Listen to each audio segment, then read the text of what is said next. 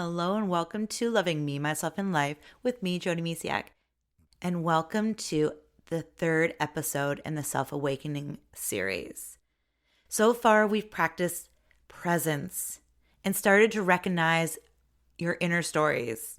Today, we'll bring the work into your body because awakening isn't only a mental process, it's embodied. Your body holds memories, intuition, and guidance. When you learn to listen, life becomes clearer, richer, and safer. So get cozy and comfy and let's dive into this beautiful topic and listen to your body's wisdom. So in this beautiful world we live in, we often live in our heads. How many times you have thoughts going on and all over the place, you're scattered, you walk in a room, why am I in this room? We're all up in our head. But your body is the primary instrument for experiencing life. Emotions show up as sensations. Embodiment practices connect you to aliveness, regulate your nervous system, and anchor you in the present moment. Our bodies have this really beautiful way of telling us when we need to rest or when we need something. For instance, when I get a headache, usually it's because I need water. So it reminds me, oh, right, need water, or maybe I'm not sleeping well at night or something like that. I remember when I used to have cravings for chocolate a lot, and I realized that was because my B12, I'm pretty sure, was low. Like different things. Our bodies tell us what we need, but the problem is sometimes we don't listen. I know when I go, my body will want to shut down. Or like I mentioned in September's podcast series where I got a cold over Labor Day weekend. And that was my body telling me, Jody, slow your roll, take care of you. Our bodies have a way of really healing and taking care of ourselves. I'm even in the world of fasting now, and I love fasting. And our bodies can really heal themselves when we take the time to let them. So let's learn a little bit about basic signs our body tells us. So tightness or contraction can mean fear or protection. Have you ever had a time where your stomach just felt like it was in knots and you felt really off? And it could be that you were afraid of something. Or what about heat or flash? May indicate anger or embarrassment. I don't know about you, but when I get angry, my face gets red and I get hot. I'm like, if I have a sweater on, I have to take it off. It's like, whoa, right? And when we feel light or expansive, just like flowy, almost like you're floating on air, it's usually because we have this sense of ease or joy. Right? We feel light when we are really happy and joyful. But then when we feel depressed, we can feel really heavy and move like the Tin Man that needs some oil, right? Like a rock. Like I know when I'm not feeling my best, maybe because the days are dark and rainy and things like that, and I, need some sunshine, I can feel heavy because I'm a little depressed from the season, right? Until that sun comes out. So when we slow down, we can actually notice what our body's telling us. Now, I'm not a doctor, so I don't know everything my body's telling me, but there's a lot of things that can give me a heads up.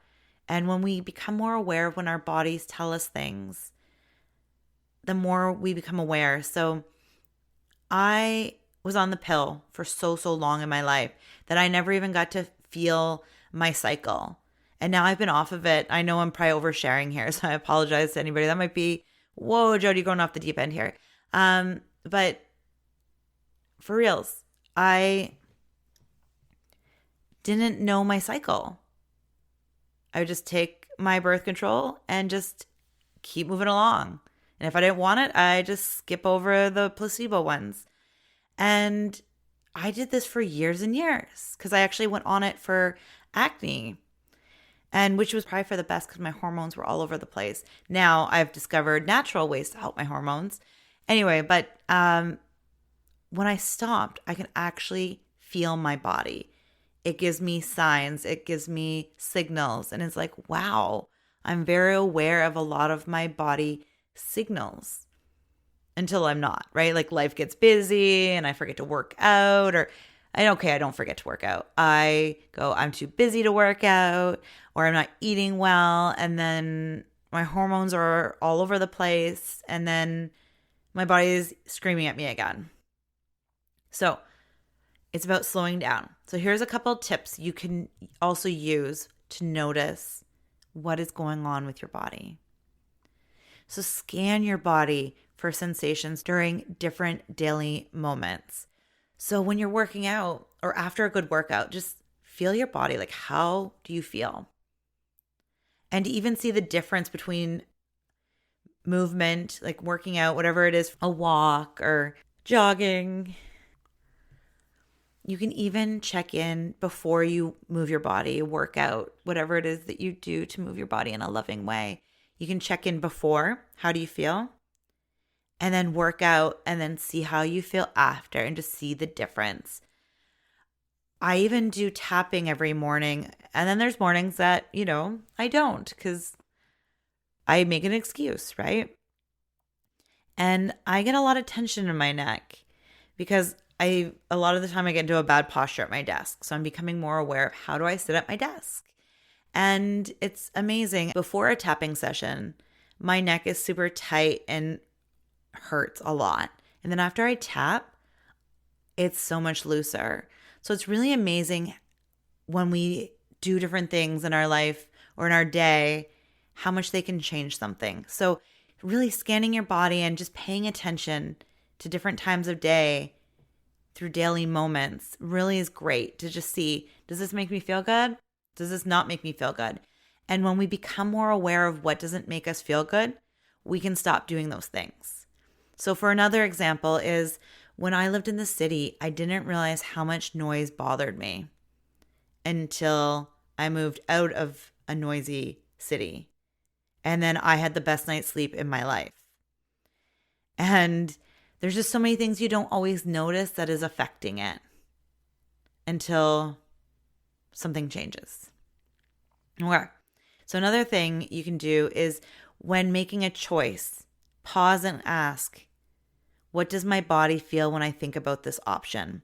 So if you have a decision to make, our bodies are usually pretty good about telling us or giving us a heads up if we're going to like it or not, or like if we feel good about it, right? Remember, joy and at ease is light. And when we're sad, depressed, like the other emotions at the lower end of the scale are heavier. So when we're making a choice, our gut can say a lot without saying a lot if we listen. So I would like to walk you through a mini practice, a body scan. Now, if you are driving or at work right now and you can't do this, that's okay. Just let it go or pause it and listen to it later. And if you can safely do it, I really encourage you to follow along now. So take a nice deep breath in. Close your eyes or lower your gaze. And you can do this sitting or laying down. And just start at the top of your head. Soften your forehead. Soften your jaw. Your eye sockets. Relax your shoulders. Breathe into your chest. Notice your belly, your hips, your legs, all the way down to your feet.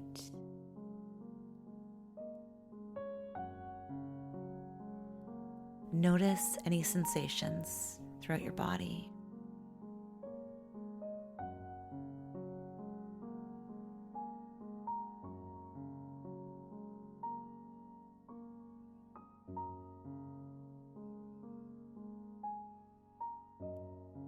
Can you give that a name? something coming up for you in that body part. Breathe into it now and send it some love. Just notice it without judgment, without creating a story for it. Just know where it is. And breathe in and send it love now. Scan your head one more time, and if there's any tightness or soreness somewhere, again, just notice it and be aware of it.